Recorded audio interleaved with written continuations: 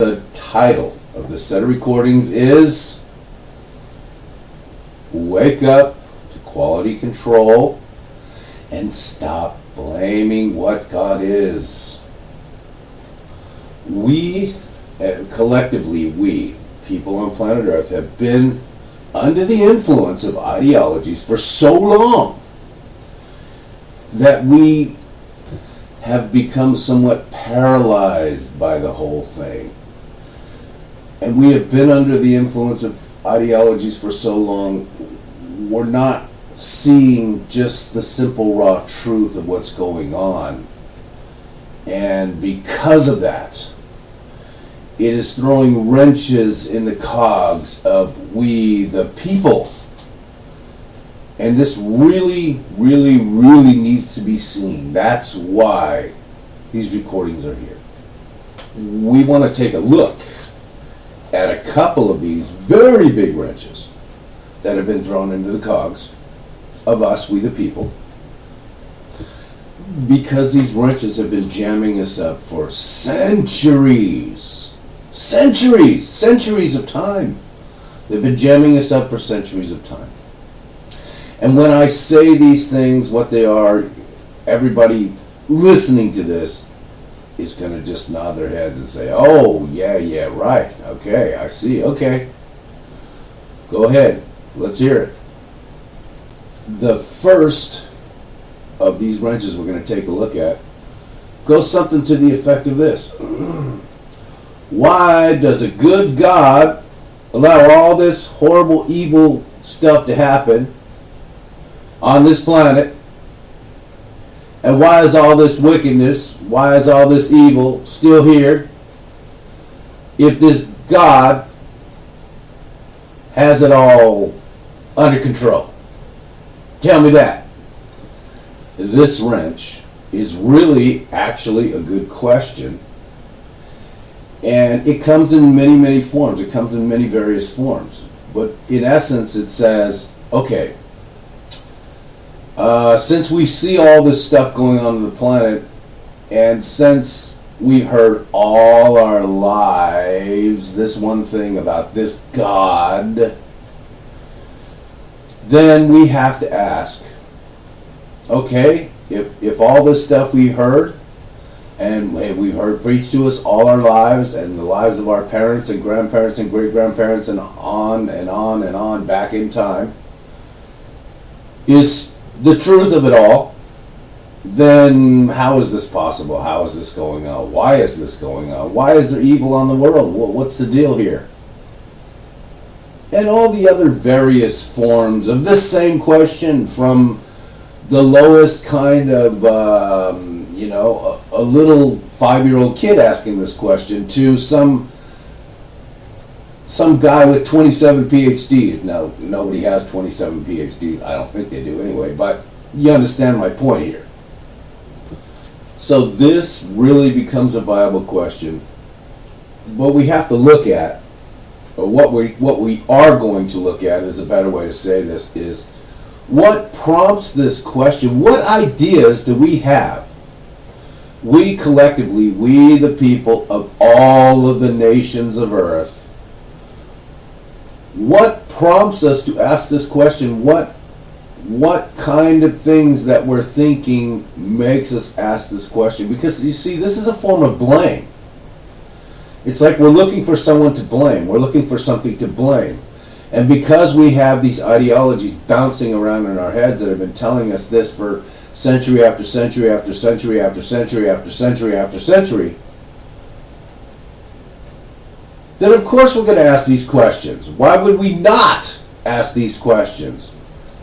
So we need to go in depth and take a look at this and see it for what it really is, because this is very important to get a handle on, because it's paralyzing us. It's been paralyzing us. And when I say that, I mean that in the sense of, hey, we the people can actually fix these deals, put a stop to this evil, but we don't. because of the things that are bouncing around in our heads. This is an incredibly important thing to see, especially in this time in which we live, in the 21st century. This is a time like no other, literally a time like no other. So looking at something like, what is the core of how we have been programmed to think that we would ask this question? What is at the core? Why would we ask this question, and why is it paralyzing us? This is a very important thing to see, especially now. Because now is a time like no other time. There really is more evil in the world now. There really is more bad stuff in the world now. And there's technology to make it even worse now. And when I say that, I'm talking about computer digitizing and all that stuff, satellites and everything. That was never here before. Never. But it's here now. So this makes it even worse. That's why I say this is a time like no other time. It literally is a time like no other time. We've never seen a time like this. Ever, ever, ever. Never.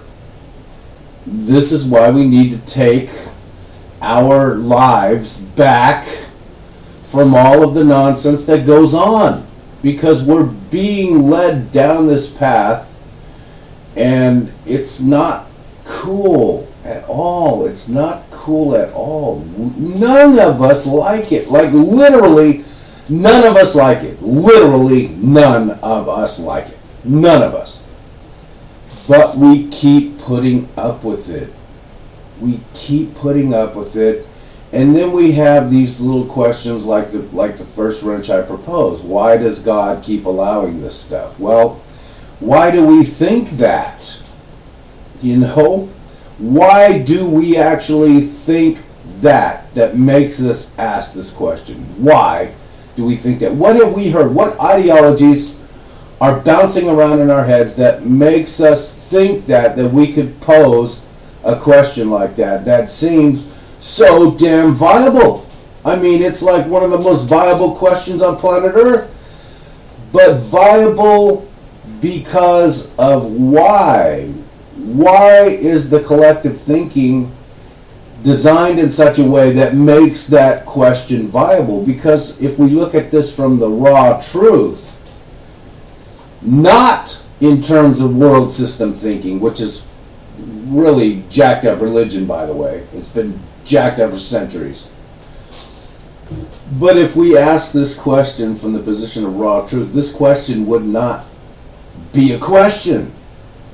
It is a question, however, because the righteousness system, in other words, planetary system thinking, was hijacked and completely overthrown way long time ago and replaced by world system thinking.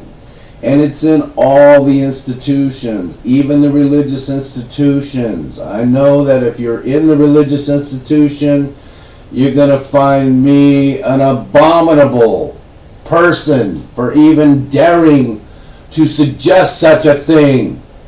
But you know what? There's the rest of the people on this planet. Hey, these things need to be seen. Period. So, pardon me for telling the truth. If you actually weigh the evidence of what you see right in front of your face instead of ignoring it, maybe you wouldn't find me so abominable. But it is what it is. So I'm going to carry on. I think even the most churched up church people on the face of this planet, and when I say that, I mean literally the church institutions. I think even the most churched up church people on the face of this planet could see the viability of what I'm saying, and that could understand, oh, you know what? We really haven't answered this question. We really haven't. Because the question's coming out of left field. It's a world system question. There isn't a real reality truth to it. It's a world system question. It's designed, the whole thinking around it, why it's even posed in the first place. The thinking around it is literally designed to cripple the actions of good people so that we can end up where we are now. That's the whole point. I mean, you got to remember, you got to understand, there is a war that rages between the forces of light and the forces of darkness. And the world system, with all the world system institutions that keep the people, we the people, both culled and also dysfunctional, are throwing all of their labors, all of their plans and strategies and mechanisms of ideologies and brainwashing in the direction of the forces of darkness.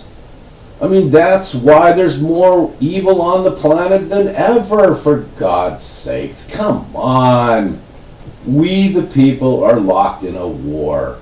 We've been locked in a war for a long time. Why do you think they got rid Why do you think they got rid of the righteousness system and replaced it with be good so you can go to heaven? Behave yourself. Here's a behavioral science for you, and it's so biblically wonderful. Oh, mushy, gushy, wonderful religion. No, you better understand there is a scary truth behind all of that stuff. And there is also a scary truth behind all of those ideologies that have been getting us to think certain ways, and all of those ideologies bouncing around in our heads. And some of those ideologies are making us pose this viable question that is literally a wrench thrown into the cogs of we the people. And the question, of course, is why does a good God, like the one we've been hearing about all our lives, let all this bad stuff happen? Why is the earth becoming more and more filled with evil and wickedness? What's the deal going on here? That's the question. And it's actually a reasonable question due to how we have been programmed to think. But before this set of recordings is over, we're going to look at this from a completely different point of view. And we're going to see how this question and why this question is even floating around. And how this question and why this question has been floating around for a very long time now. Because it really has been floating around for a very long time now. The reason no one has been able to answer the question is because the question is coming not from the reality of here's the planetary system, here's how the universe works. But the question is coming from the world system ideas that have been placed in us, in our minds, to get us to think a certain way. And that's why there really is no viable, real answer.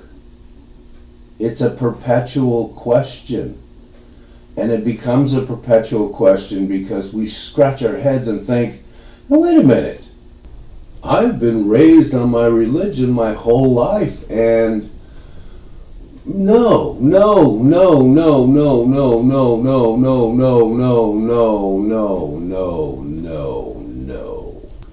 That's literally what goes on in the mind. That's why the question arises. Think about it. Literally think about this,